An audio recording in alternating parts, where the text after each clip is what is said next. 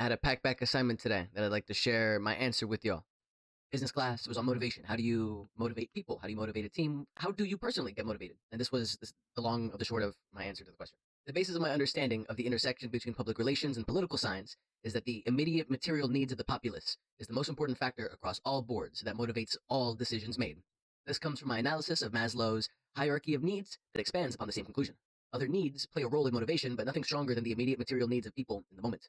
Given that, and given that gasoline is quickly approaching $5 in Texas, insane, it is unfortunate that I relate that for me, the most important motivating driver within me is the need to cover my expenses. I spend literally all of my paycheck on gasoline every week, and that's because I rely solely on my girlfriend's vehicle, not even my own. Given my recognition over what governs my personal motivation, as a middle-class, incredibly privileged young adult who is lucky enough to both have a remote job at $12 an hour and have my college tuition paid for by my father, I'd like to relate that the only way I believe that we can motivate others, whether they be a team of employees or friends or even voters, poli-sci major, is to address the most critical need that the entire country is facing, the hoax known as affordability. You know, this whole thing is, they use the word affordability.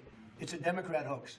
It is scary and disheartening to see in real life my middle-aged coworkers who have worked for my company for a decade being outright forced to move to another part of the country so that they might be more valuable to the company and avoid being another statistic in the massive 4-year-long trend of layoffs due to consolidation and raising the bottom line despite record profits.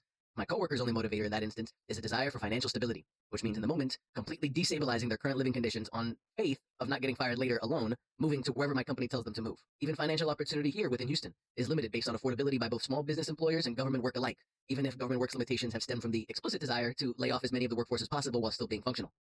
I have some good buddies in a local campaign staff here in Houston, and I applied to participate. It will mean a lot, both for my resume as well as my own sense of involvement to be part of a progressive campaign that is looking to help lessen the affordability burden that Houstonians are feeling, even if the guy himself is pro-AI, big L. In the end, the campaign related that as much as they appreciated my input and availability and connections and burning desire to participate, after the war in Iran started 2 months ago, they literally have no money available for anything besides gasoline. At the behest of Israel, the United States has set the global energy economy on fire, and it is being compounded onto the already devastating affordability crisis taking shape here in the richest nation on earth. And the economy isn't the only thing on fire. The only real motivator is money. This in turn means that the only leverage available to those who want to make an impact is the manipulation of finances. Iran took this into mind when they elected to close the Strait of Hormuz to begin with, in order to force the US's hand at restraining Israel's genocidal violence in the region. Hasn't worked yet. This is also the same motivating leverage that is causing warehouse employees across the country to burn down their place of employment out of frustration. You know, we may not get paid enough to live, but these bitches dirt cheap. All you had to do was pay us enough to live. There goes your inventory. All you had to do was pay us enough to live, was the phrase uttered by Jamel Abdul Karim, who recorded himself burning down a toilet paper warehouse in Ontario, California. The only way for a message to be received is through the damaging of financial capital infrastructure in the form of a warehouse.